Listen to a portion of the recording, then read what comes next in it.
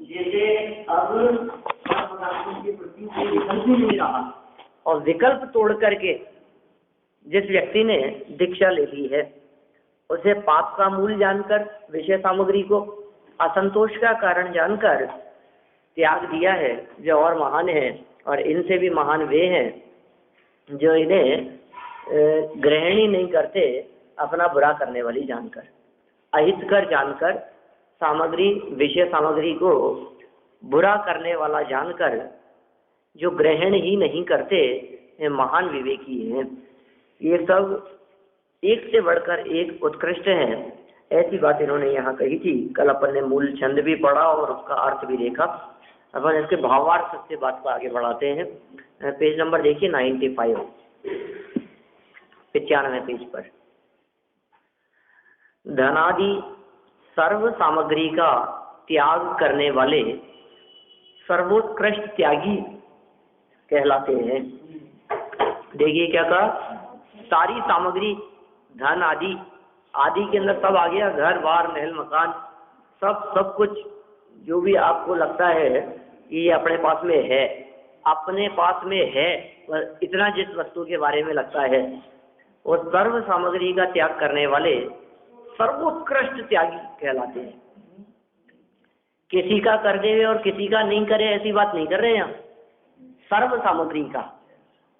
इसका मतलब ये है कि वास्तव में यहाँ घर गृहस्थी में रहने वाले दानियों की यहाँ चर्चा नहीं है। सर्व सामग्री का त्याग करने का मतलब ये है नग्न दिगंबर हो गए। लेकिन अब इनमें ही 3 प्रकार बतलाते हैं। उनमें जो पुत्रादि को धनादि देकर त्याग करते हैं वे भी उत्कृष्ट त्यागी हैं, तथा जो स्वयं किसी को दिए बिना ही धनादि का त्याग करते हैं वे उनसे भी उत्कृष्ट त्यागी हैं। क्योंकि पुत्रादि को देने वालों को तो कुछ कषायांश का उदय है, इसलिए किसी को देने का भाव हुआ है। हाँ, परंतु इन्हें तो ऐसा वैराग्य हुआ है कि ये संपदा कोई भी ग्रहण करे, इन्हें कुछ भी प्रयोजन नहीं है। लेकिन जो धनादि का ग्रहण ही नहीं करते, कुमार अवस्था में ही त्याग देते हैं, उनसे भी उत्कृष्ट त्यागी हैं। क्योंकि उन्होंने तो भोग कर त्याग किया, परंतु इन्हें तो ऐसा वैराग्य हुआ कि पहले से ही भोगने के परिणाम ही नहीं हुए। बात तो यहाँ त्यागियों की ही कर रहे हैं। यहाँ जो बात की जा रही है ये बात तो त्यागियों की ही है, दानियों की बात नहीं है। कल जो अपन ने पुण्य, धर्म, दान और त्याग, इनके अंतर की चर्चा की थी, ये यहाँ कुछ अलग बात कहना चाह रहे हैं। माने छोड़ा तो सभी ने है, लेकिन कैसे छोड़ा है, किस प्रकार छोड़ा है। दिगंबरत्व तो तीनों ने अंगीकार किया है। मुनि तो तीनों बने हैं जिनकी यहाँ चर्चा चल रही है। तो सबसे पहले मुनि बनने वाले तो ऐसे हैं जिन्होंने अपने बेटे को राज्य संभाला और खुद मुनि बन गए। ठीक है, राज्य संभाला करके कौन संभालेगा? नहीं तो मैं ऐसे जाकर के दीक्षा ले लूंगा तो पीछे से क्या होगा?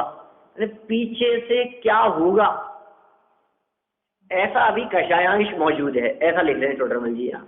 जब भी तो ऐसा विकल्प आता है, मेरे बेटे के राज्य के ऊपर हमला क्यों कर। हाँ, आता है इस प्रकार का विकल्प, क्या होगा, पीछे से क्या होगा, पीछे से कौन संभालेगा, परिवार का क्या होगा, पुत्रों का क्या होगा, पत्नी का क्या होगा। नहीं, पीछे से जिनको पीछे से व्यवस्था करके छोड़ने का विकल्प है, और ऐसी व्यवस्था करके जो छोड़ते हैं, इसका मतलब अपन जो कार्य कर रहे थे, अपने पास जो जिम्मेदारी थी, वो जिम्मेदारी किसी और को संभलाकर मुनि बनने का विकल्प, ये तो है पहले नंबर वाले। कुछ अच्छी हाँ, अच्छे तो है ही वे, आगे मुनि तो बने ही है, त्याग तो किया ही है उसको छोड़। लेकिन बहुत कम लोग होते हैं ऐसे जो इसमें सक्षम हो पाते हैं, सफल हो पाते हैं, इस चीज में विजय प्राप्त कर पाते हैं। क्योंकि आसान नहीं है कि अपने सारे काम निपटा दे रहे कि साहब अभी आपसे कहें दीक्षा लेने के वजह आप, अरे नहीं साहब अभी तो घर में, मतलब अपने को तो पता नहीं क्या क्या काम दिखाई देते हैं, नौकरी है, बिजनेस है, नहीं साहब कम से कम इतना पैसा तो मैं कर लूं कि पीछे से इनकी व्यवस्था हो जाए। फिर उसके बाद अपने को तो क्या करना है, अपन तो छोड़ छाड़ के निकल जाएंगे। मतलब मैं तो त्याग करना चाहता हूँ, लेकिन इनकी व्यवस्था, इनके लिए ये विकल्प जब तक रहेगा तब तक एक तो त्याग करना बहुत मुश्किल है, और कदाचित वो व्यवस्था करके निकल जावे तो त्यागी तो है ही, मुनिराज तो है ही। तो पहले हुई है, सबसे पहले नंबर के ये त्यागी हैं, सर्वोत्कृष्ट त्यागी कहलाते हैं। ये सर्वोत्कृष्ट का मतलब जन सामान्य से, घर गृहस्थी में रहने वालों से उत्कृष्ट है, ऐसा। सर्व जन सामान्य, सर्व गृहस्थी सामान्य से उत्कृष्ट का नाम सर्वोत्कृष्ट त्यागी। बाकी हो तो उसको देखे तो नहीं बनना चाहिए, उसको पकड़ दिया नहीं मिलेगा। आप भी कुछ कह रहे? कर्जे को तो सटाएगा यार पहले। सही बात है। साफ कर तो बहुत ठीक, लेकिन कर्जा ही आ जाता है कई बार फोन मेरे पास में, हाँ, और पूछने के लिए, चर्चा करने के लिए, ऐसे नहीं कोई घर गृहस्थी संबंधी बात के लिए नहीं। नंबर है मेरे पास, मैं करा दूं आपको बात करें। क्या? हाँ। नहीं, लेकिन बहुत आत्म आराधना के कार्यों में ही जुड़े रहते, और कई बार कई शंकाओं वगैरह के संबंध में यदि कोई आत्मज्ञान प्रश्नोत्तरी निकाल रहे थे वो, तो बोले मैं हर महीने अलग अलग प्रकार की प्रश्नोत्तरी निकालता हूँ, और इस बार आत्मज्ञान के संबंध में निकालने का विचार है, तो इस आपसे बढ़कर कौन, मेरे को कोई दिखा नहीं दूसरा इस संबंध में। उन्होंने खुद के भी प्रश्न बताए, और आप कुछ प्रश्न बताओ कि क्या रखे जा सकते हैं आत्मा के संदर्भ में, आत्मधर्म के बारे में। तो 2-4 प्रश्न बताए मैंने, द्रव्य क्षेत्र काल भाव वगैरह के आधार पर आत्मा, और कैसे आत्मा जाना जा सकता है प्रवचन सार आदि के आधार पर। तो कभी कभी होती है ऐसी चर्चा, ये तो 5-7 दिन पहले की बात है। तो यहाँ क्या चर्चा चल रही है अपनी, ये सर्वोत्कृष्ट त्यागी कौन है?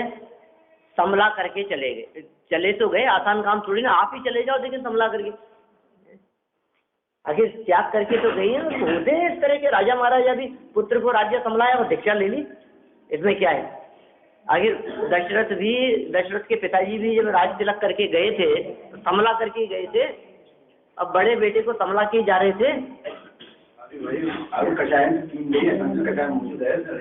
हाँ, अभी संचालन कषाय मौजूद है, लेकिन इनसे उत्कृष्ट त्यागी देखो आप, पुत्रादि को धनादि देकर के त्याग करते हैं, वे तो हो गए उत्कृष्ट त्यागी।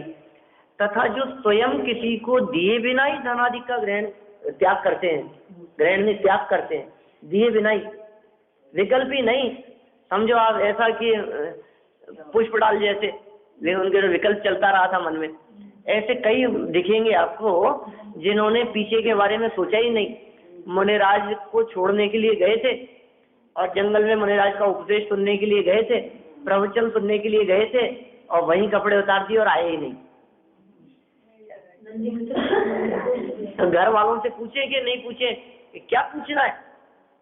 अब किससे पूछे, क्योंकि घर ही हमारा नहीं है। अब किससे पूछे कि पत्नी पुत्री हमारे नहीं है, क्योंकि जब अपनापन ही टूट चुका है तो अब पूछे किससे? मैंने पूछने की बात तो तब संभव है कि जब उनके प्रति अपनापन रहा हो हृदय में। जब वैराग्य भाव जागृत हो गया है तो वैराग्य हो जाने के पश्चात अब कुछ पूछने और समझने और संभालने संभलाने का कोई विकल्प रहा ही नहीं है। क्या आचार्य हैं तो दीक्षा भी नहीं है, पूरी चीज देखिए ऐसी बात नहीं है। ऐसी जो आप कह रहे हो ना नहीं देते हैं, वो तो वर्तमान योग्यता देखते हैं, सामने वाले में पात्रता है या नहीं, सामने वाले में योग्यता है या नहीं, सामने वाले के परिणाम कैसे हैं। जो व्यक्ति उत्कृष्ट दशा को प्राप्त करना चाहता है, जो उत्तम दशा को प्राप्त करना चाहता है, सामने आया है, और हो सकता है 2-5 दिन से रोजाना आ रहा हो सुनने के लिए, निगाह में हो, आत्मार्थी आत्म कल्याण की भावना से घर गृहस्थी और जंजाल से छूटना चाहता है, तो आचार्य जी उसे योग्य जानकर, देखिए योग्य है या अयोग्य है इस बात का निर्णय तो आचार्य ही करेंगे।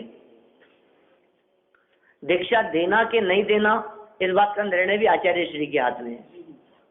ठीक है, कोई व्यक्ति दीक्षा लेने के बहुत परिणाम रखे लेकिन आचार्य श्री दीक्षा न देवे, नहीं है, इसका मतलब कहीं ना कहीं उसमें कमी दिखाई दे रही है। और कई ऐसी भी दशाएं होती है चतुर्थ कालादिक में, कई ऐसे महापुरुष होते हैं जिन्हें गुरु की या जिन्हें दीक्षा देने वाले आचार्य की जरूरत नहीं होती, जंगल में जाकर के स्वयं ही केशलों शादी करके नग्न दिगंबर को अंगीकार करते हैं, केवल ज्ञानादि भी प्राप्त कर लेते हैं। जैसे तीर्थंकर के जीव हैं, वो किसी से दीक्षा नहीं लेते, वे कोई आचार्य नहीं होते, स्वयं बुद्ध कहलाते हैं। ऐसे कई महापुरुष हैं, चक्रवर्ती आदि हैं, और भी हैं, और कई जो ऐसे महापुरुष हैं विशेष पदवीधारी हैं, उनके लिए किसी के पास में जाकर के दीक्षा लेने का कुछ इस प्रकार का विधान नहीं कहा गया है। तो यहाँ तो इतनी बात समझना कि भाई जो किसी को दिए बिना ही त्याग करते हैं वे उनसे भी उत्कृष्ट त्यागी हैं। साहब इनको उत्कृष्ट त्यागी क्यों कहा? क्योंकि पुत्रादिक को देने वालों को तो कषायांश का उदय है, इसलिए किसी को देने का भाव हुआ, और इनको ऐसा वैराग्य उत्पन्न हुआ कि संपदा को कोई भी ग्रहण करे इन्हें कुछ भी प्रयोजन नहीं। ऐसा वैराग्य भाव जागृत हुआ है, अब इस संपदा को कोई भी रखे, कोई भी ग्रहण करे, हमारे को कोई विकल्प नहीं है, कोई प्रयोजन नहीं है। समझते हैं संदर्भिष्टि लोग, जो कागपीठ है उसको किसको सुनाओ? हाँ सही बात है। जो कागपीठ है, जब सम्यक दृष्टि लोग इस सारी संपत्ति और वैभव को कागपीठ सम जानते हैं, तो ऐसा विचार आता है कि ये कागपीठ क्या संभला करके जाएं, किसको संभलाएं, ये दुखदायक है। इसलिए देखिए अब इन्होंने दूसरे पॉइंट में यही बात कही थी, असंतोष अरु पाप मूल लख बिना दिए तजते धीमान। बिना दिए हुए क्यों तज देते हैं? खुद असंतुष्ट हैं। और देखिए आप दान देने समय, किसी को देते समय ये बात बहुत महत्वपूर्ण है कि उपयोगी जान करके दान दिया जाता है, अनुपयोगी जान करके नहीं। स्वस्याति सर्वोदानम अनुग्रहार्थम, अनुग्रहार्थम स्वस्याति सर्वोदानम। दान की ऐसी व्याख्या उमा स्वामी आचार्य ने दी तत्वार सूत्र में। अनुग्रहार्थम, अनुग्रह के लिए, दूसरे के उपकार के लिए, दूसरे के भले की भावना से अपनी वस्तु को दिया जाना वो दान है। ऐसा नहीं है कि किसी की वस्तु उठाई और किसी को दे दी, दान दे दिया मैंने। तो कोई व्यक्ति यहाँ आया था कुछ मांगने के लिए, कि कोई बात नहीं मेरे पास तो कुछ है नहीं, तो एक काम कर तो ये ले जा, किसी का कोई चीज उठाई और किसी को दे दी, ये दान थोड़ी ना। अपनी चीज का देवे दान, फिर चलो अपनी चीज का तो दे देवे, लेकिन अपने लिए काम की नहीं है, अपने लिए अनुपयोगी है, अपने लिए बेकार है। बाबा अपने तो काम आती नहीं है क्या, और इनके भी काम आए क्या नहीं आए, अपन तो दे दो, मैंने तो दान दे दिया, दानी तो बनी जाओ। हाँ। फिर क्या कहा? विशेषात तद विशेषित। हाँ, ये सब गुणों की बात कही हो। तो दान देते समय दान देने की विधि, और दान देने वाला जो जिस वस्तु का दान दिया जा रहा है उस वस्तु और देने वाले के गुण, दातार के गुण, इन सब चीजों को मद्देनजर रखते हुए ही दान दिया जाना चाहिए। ऐसा नहीं है कि कोई व्यक्ति कहे कि मैं तो तलवार का दान देता हूँ, कोई कहे कि मेरे पास तो बंदूक है तो मैं तो यही दान दे देता हूँ तेरे को। अब ये कोई देने, ये तो हिंसा दान है, हिंसा दान है। तो आप जानते हैं हिंसा दान क्या चीज है? एक अनर्थ दंड है, एक पाप है, बिना मतलब का पाप है, जिसे अनर्थ दंड कहा जाता है। संयमी व्रती जीवों के जीवन में 12 प्रकार के व्रत जब पालन किए जाते हैं तो अनर्थ दंड त्याग या अनर्थ दंड व्रत लिया जाता है, और उनके जीवन में बिना मतलब के पाप नहीं होते। और अनर्थ दंड के भी 5 भेद हैं। उसमें पहला है हिंसा दान, ठीक है ना, पापोपदेश, हिंसा दान, दुष्कृति, अपध्यान, प्रमाचर्या, 5 भेद है उसके। किसके भेद बतलाइए? अनर्थ दंड के। तो इनमें हिंसा दान, किसी व्यक्ति को माचिस दे देना, अब वो किसी व्यक्ति को चक्कू दान दे देना। दान देने का मतलब देना भी, ले जाओ तुम, कोई बात नहीं। अरे वो उस माचिस से कुछ करेगा और किसी की आग लग जाएगी, कुछ होगा तो उसका सारा पाप किसके माथे लगेगा? और जले चाहे नहीं जले, जलाए चाहे नहीं जलाए, तुमने तो हिंसक वस्तु का दान दे करके घोर पाप का बंद कर दिया। बच्चे थे तो एक दूसरे से आगे हाँ, नहीं लेके जाते थे, उसका निषेध किया है, उसी बात का निषेध किया है। मतलब समझिए आप, इसी तरह से दीपक जा करके घर घर रख करके आना, दीपावली, धनतेरस आदि ऐसे प्रसंगों पर हैं, आस पड़ोस में जा करके आपने अपने घर में जलाए बहुत सारे और आस पड़ोस में जा करके आप रखाए, वो हिंसा दानी है, वो अग्नि अग्नि दी है। उसका उद्देश्य ये है जैसे मेरे घर में रखा है। हाँ, ठीक बात है। जैसे मेरे घर में आग लगने की संभावना है तो तुम्हारे घर में भी क्यों नहीं लगे, है ना? हम तो उससे कुछ आग जलाते नहीं है, बम फटाके छुड़ाते नहीं है, और जहाँ जाकर के हमने रखा है वहाँ से उनके घर के बच्चे जरूर उसमें से फुलझड़ी फटाके छुड़ाएंगे। उसका उद्देश्य यहाँ तो आचार्यों ने चर्चा की है कि चक्कू भी नहीं दिया जाना, आपसे चक्कू ले जाएगा और न मालूम उससे जाकर के हाथ कटा लेगा कि क्या करेगा। ये सब हिंसा दान है। क्या मंदिर में भी माचे तो घी दोनों रखते हैं, मत दिया जलाने। हाँ, वो भी उस मंदिर में कैसे नहीं, वो रखना जलाना ही गलत है, मूल में जलाना ही गलत है। अब फिर आप रखते हो तो खैर वो दिया नहीं है आपने किसी को। यहाँ तो दान की चर्चा चल रही है। वो जो आपने पूछा ना, विधि द्रव्य दात्र पात्र विशेषा तद विशेष है, तत्वार सूत्र में एक सूत्र है ऐसा भी, जिसमें दान देने के संदर्भ में दो सूत्र दिए हैं। एक सूत्र तो दिया है अनुग्रहार्थम स्वस्यापि सर्गोदानम, और दूसरा दिया है विधि द्रव्य दात्र पात्र विशेषा तद विशेष है। तो एक सूत्र में तो दान देने मतलब कौन देवे और किसको देवे और किस वस्तु का दान दिया जाए, ये बात कही है। और फिर दूसरे सूत्र में उसकी विशेषताओं की बात कही है कि दान देना भी ऐसा नहीं है, हमें पता ही नहीं, हम तो पैसे दान को ही दान समझते हैं।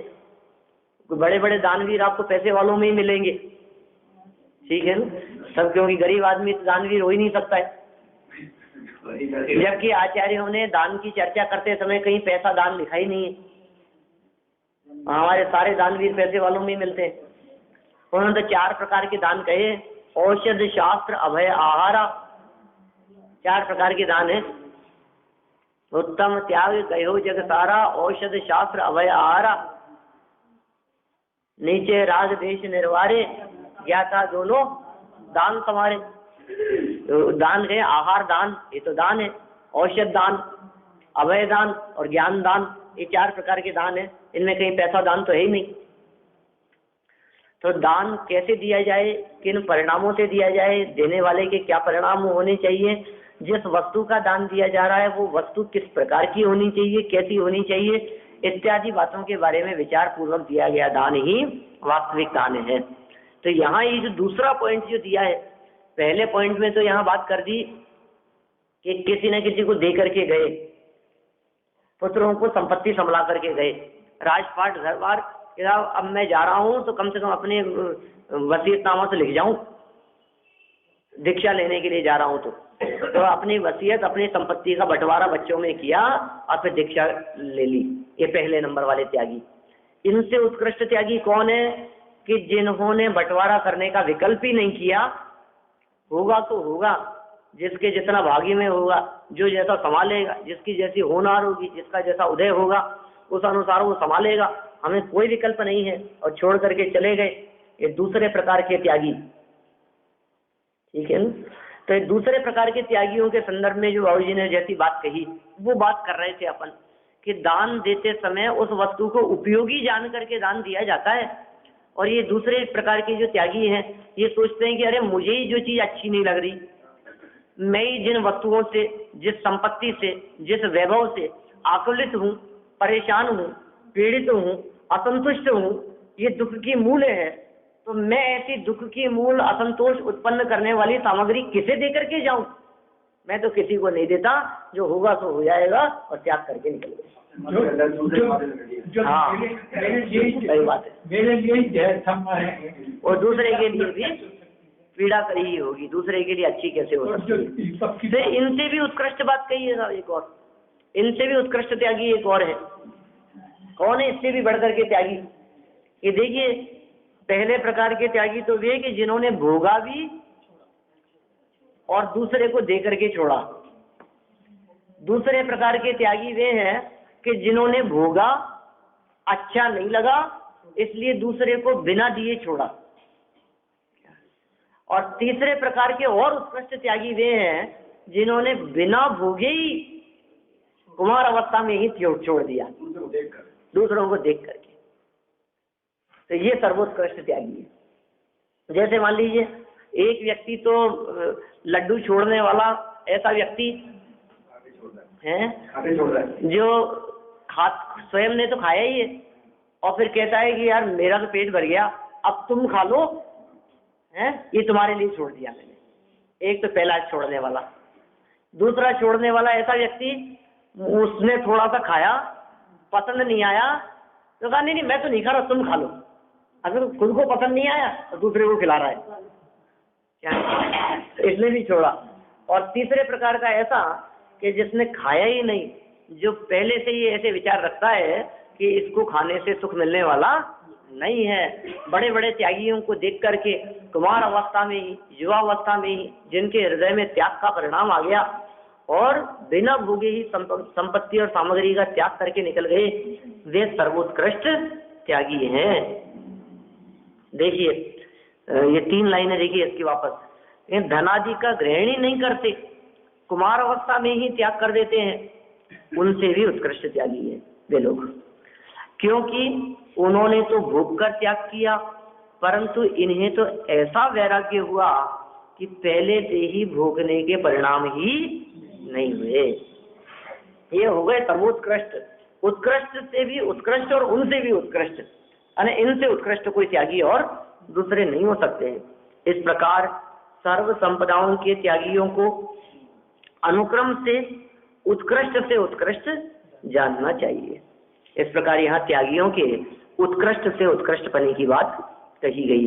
फिर देखिए विरक्ति होने पर संपत्ति के त्याग में क्या आश्चर्य।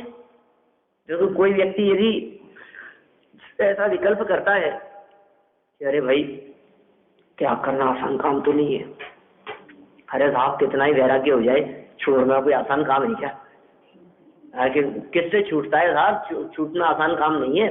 ये दान, कोई व्यक्ति दान देवे और दूसरे व्यक्ति उसकी प्रशंसा नहीं करते हुए ये कहे क्या फर्क पड़ता है साहब, अनाप शनाप पैसा है, थोड़ा सा दे दिया तो क्या हो गया।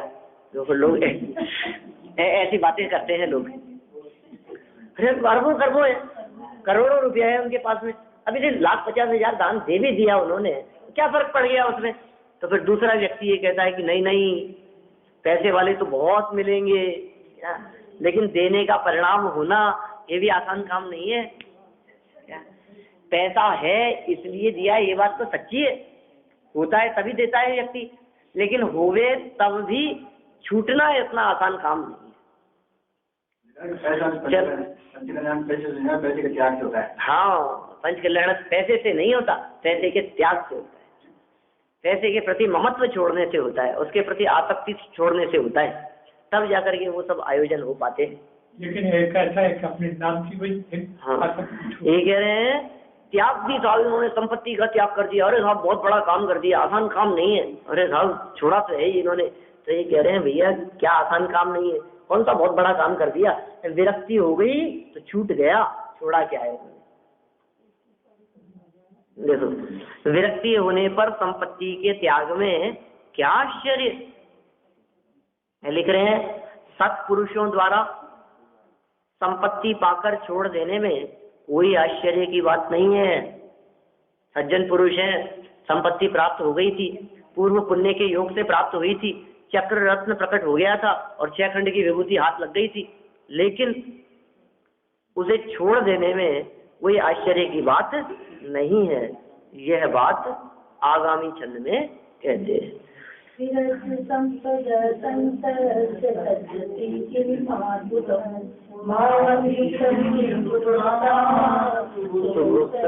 भोजनम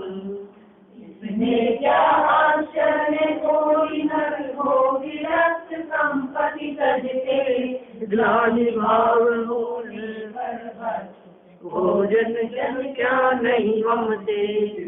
बोलो कितना सुंदर बात कह रहे हैं। आप लोगों को आश्चर्य लग रहा है छोड़ देने में, जगत के जनों को ऐसा लगता है कि छोड़ देना आसान काम नहीं है साहब, ये तो महानता तो है ही उसमें। ये कह रहे हैं कोई महानता का काम नहीं है, त्याग देना कोई महानता नहीं है, त्याग देना महानता नहीं है। तभी तो उत्कृष्ट कह रहे थे, अब कह रहे हो महानता नहीं है। हाँ हाँ, इसलिए क्योंकि कोई बहुत बड़ा काम थोड़ी ना कर दिया। जहाँ वैराग्य भाव होता है वहाँ त्याग अपने आप हो जाता है, कठिन काम नहीं है। कोई कहे साहब अरे साहब कपड़ों को उतार देना आसान काम थोड़ी ना, अरे भाई तुम्हारे लिए आसान काम नहीं है। कोई कहे कि साहब संपत्ति छोड़ देना आसान काम नहीं है, कि हाँ बिल्कुल सही कह रहे हो, हमारे जैसे रागी और मोही जीवों के लिए ये आसान काम नहीं है। क्या हम जैसे गृहस्थ और जंजाल में फंसे उलझे, व्यापार आदि धनाधिक के प्रति आसक्त रहने वाले, हमारे लिए ये आसान काम नहीं है। लेकिन जिन लोगों के हृदय में उनके प्रति आसक्ति टूट गई है, अब उनके लिए कोई क्या खराब क्या काम है, क्या है उसमें, बहुत आसान काम है। बोलो, जिस व्यक्ति को जिसके प्रति बहुत अनुराग हो उस व्यक्ति को उसका साथ छोड़ना बहुत कठिन काम है, लेकिन जिसको जिसके प्रति विरक्ति हो गई हो उसको छोड़ना बहुत आसान काम है। मिठाई बोलो आप अपनी पत्नी का त्याग कर सकते हैं क्या? कि नहीं कर सकते, क्योंकि विरक्ति नहीं है। लेकिन लोग तलाक तो लेते ही है ना, तो कैसे ले लेते हैं बोलो? ये आसान काम है? हाँ बहुत आसान काम है। क्यों? क्योंकि विरक्ति हो गई है, समझ लो आप। माने जिनको जिनसे विरक्ति हो गई है, जिनका जिनके प्रति राग भाव अपनापन नहीं रहा है, अब उनको समझाने वाले कोई कितना भी समझाएं, अरे तुम कैसे रहोगे, कैसे रह पाओगे, तो क्या कहते हैं कि नहीं नहीं हम भले ही रह लेंगे, कैसे भी रह लेंगे, हम इनके साथ नहीं रह सकते। क्यों? क्योंकि इनसे हमारे को देखो लोक में जब ऐसा देखा जाता है, जिनके प्रति विरक्ति हो गई है हमारे हृदय में, उनको छोड़ना बहुत आसान है। अब इसको देखो, अब इसको कोई दूसरे प्रकार से कहे कि नहीं साहब आपस में इस तरह से छोड़ना ये कोई आसान काम थोड़ी नहीं है। हाँ बिल्कुल आसान काम नहीं है, क्योंकि आप हम नहीं छोड़ सकते हैं, ठीक है ना। बोला हमारे लिए आसान काम नहीं है, तो किन के लिए आसान कह रहे हैं यहाँ? जो उससे निर्लिप्त हो गए हैं। ये मुनिराजों के संदर्भ में चर्चा कर रहे हैं, क्योंकि त्याग करके वे ही व्यक्ति निकलते हैं जिनके हृदय में धन संपत्ति और बाह्य वैभव के प्रति आसक्ति नहीं होती है, वे त्याग करके निकलते हैं। इसलिए कोई बड़ी चीज नहीं है। अंदर में अपनापन टूट गया, अंदर में उसमें से सुख बुद्धि निकल गई, तो बाहर में उस वस्तु का त्याग हो गया। तो कितना सुंदर शब्द दिए थे और उदाहरण दे दिया, बहुत सुंदर। तो इसमें क्या आश्चर्य कोई नर हो विरक्त संपत्ति तजते, ग्लानि भाव होने पर भक्षित भोजन जन क्या नहीं वमते। बोलो इसमें क्या आश्चर्य कि कोई नर कोई मनुष्य हो विरक्त होकर के संपत्ति का त्याग कर देते हैं। क्या इसमें आश्चर्य नहीं है? इतना पैसा था उनके पास में, फिर भी छोड़ करके निकल गए। दुनिया ही आश्चर्य करती है और गीत गाती है। कल भी अपन ने ऐसी बात की थी थोड़ी बहुत। जिन्होंने थोड़ा बहुत त्याग किया हो उनकी महिमा नहीं है, उनके इतने गीत नहीं गाए जाते हैं समाज में, दुनिया में। जितने गीत उस व्यक्ति के गाए जाते हैं जिसके पास में बहुत पैसा है, बहुत पैसा है। आज समझ लीजिए आप कोई ऐसे व्यक्ति हमारे, समझ लीजिए आप जिनके पास में अथाह पैसा है, बहुत वैभव संपन्न है। आज ऐसे वैभव संपन्न व्यक्ति जो समाज में, हाँ अंबानी आदि ऐसे समझ लो आप, वे यदि दिगंबर दीक्षा अंगीकार करते हैं तो सारी दुनिया देखो आप क्या कहती है, अरे क्या कितना था उनके पास में, फिर भी उन्होंने त्याग दिया। आश्चर्य होता है साहब कैसे आखिर इतना सब छोड़ना। अरे साहब हमसे तो एक ही नहीं छूट रही है, उनसे इतनी छूट गई, हमसे तो इतनी सी संपत्ति का त्याग नहीं हो रहा, उन्होंने इतनी का त्याग कर दिया। अरे इतनी सी हो या इतनी हो, वैराग्य भाव हो जाने पर अपने आप त्याग हो जाता है। पेट भरने के बाद मिठाई अपने आप, हाँ अपने आप छूट जाती है। पूरा ही छोड़ने लायक है। ये कह रहे हैं ग्लानि भाव होने पर, ग्लानि जिसके प्रति हो गई है, घृणा भाव जिसके प्रति हो गया है, होने पर भक्षित भोजन, खाया हुआ भोजन भी क्या जन नहीं वमते। यदि ग्लानि भाव हो गया हो उसके प्रति, तो खाया हुआ भोजन भी वापस निकाल देते हैं। यदि ग्लानि भाव हो गया, कैसी ग्लानि भाव कि पता लग गया हमारे को कि ओहो ये तो ऐसा था, अरे इसमें तो ये चीज मिल गई थी, अरे इसमें तो जहर गिर गया था, अरे इसमें तो ऐसा था, मक्खी गिर गई थी चले गई। अब खाया हुआ भी यदि उसके प्रति ग्लानि हो गई है तो वो कैसे भी करके उसको वापस निकाल देता है, खाए हुए को भी निकाल देता है। कब? ग्लानि भाव होने पर। ये तर्क दे दिया, यदि उसके प्रति ग्लानि भाव होगा तो खाया हुआ भी छोड़ दिया जाता है। इसी प्रकार कह रहे हैं संपत्ति के संदर्भ में भी। हाँ ठीक बात है। देखिए यहाँ आज अपन इसका अर्थ पढ़ते हैं नीचे। सत्पुरुष विरक्त होकर संपत्ति का त्याग कर देते हैं। हर किसी व्यक्ति की बात नहीं है, हर कोई व्यक्ति तो कर भी नहीं पाएगा। सत्पुरुष शब्द दे दिया इन्होंने। सज्जन पुरुषों की बात है, ज्ञानियों की बात है, पुरुषार्थियों की बात है। तो सत्पुरुष विरक्त होकर संपत्ति का त्याग कर देते हैं। अरे इसमें क्या आश्चर्य है, विरक्त होकर के संपत्ति का त्याग कर दिया तो अरे इसमें क्या आश्चर्य है। क्या पुरुष ग्लानि होने पर अच्छी तरह भक्षण किए हुए भोजन का वमन नहीं करते? देखो पहले तो कई सत्पुरुषों की बात और यहाँ कह रहे हैं पुरुष की बात। संपत्ति के त्याग करने के संदर्भ में, उससे विरक्त होने के संदर्भ में तो शब्द दिया था सत्पुरुष। सत्पुरुष संपत्ति का त्याग कर देते हैं, इसमें आश्चर्य नहीं है। क्यों? क्योंकि जन सामान्य भी, साधारण से साधारण व्यक्ति भी त्याग नहीं करने और भोजन के प्रति बहुत आसक्त होने वाला, भोजन का लंपटी व्यक्ति भी, समझिए यार, जिसको बहुत प्रिय हो कोई हलवा, कोई लड्डू बहुत पसंद हो, ऐसा व्यक्ति भी जब भोजन खाता है और खाते समय यदि पता लग गया कि इसमें बाल है तो ग्लानि भाव होने पर उसको खाए हुए को भी मुंह से वापस निकाल देता है सामान्य पुरुष। क्या पुरुष ग्लानि होने पर अच्छी तरह भक्षण किए हुए भोजन का वमन नहीं करते? अपितु अवश्य ही करते हैं। इस प्रकार इसमें कोई आश्चर्य वाली बात नहीं है। कुल मिलाकर के बात तो ये है कि वैराग्य भाव होना चाहिए। और देखिए यदि राग भाव अंदर में मौजूद होगा तो त्याग किया हुआ भी नहीं किए के बराबर है। राग भाव यदि अंदर में मौजूद है तो फिर छोड़ करके भी क्या छोड़ा, नहीं छूटा हो तो। इसलिए असली छोड़ना तो राग छोड़ना है, वैराग्य भाव अंगीकार करके छोड़ना है। ऐसी बात इन्होंने यहाँ इस छंद के माध्यम से 103 नंबर के श्लोक के माध्यम से कही। भावार्थ में कुछ और विशेष बातें यदि टोडरमल जी कहना चाहते हैं तो अपन उन पंक्तियों को कल पढ़ेंगे। आज का अपना समय ज्ञानानंद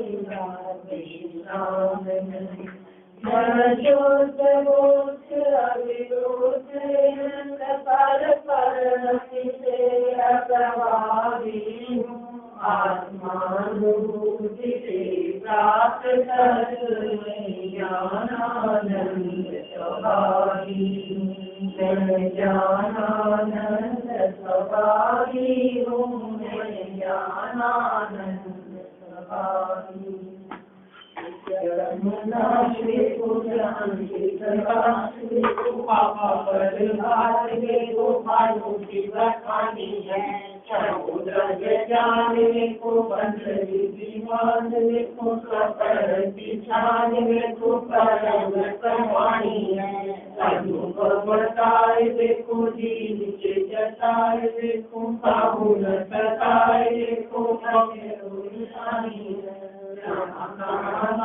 देखो माल के उतार देखो सुख विस्तार देखो ऐसी जिनवाणी है जीवाणी की स्तुति अल्प कोटि ब्रह्मांड लाल विधि करे जय माता मैया ये जिनवाणी भारती जो तेरा शरणागति तो पावे तुझे वाणी के ज्ञान से तुझे लोकालो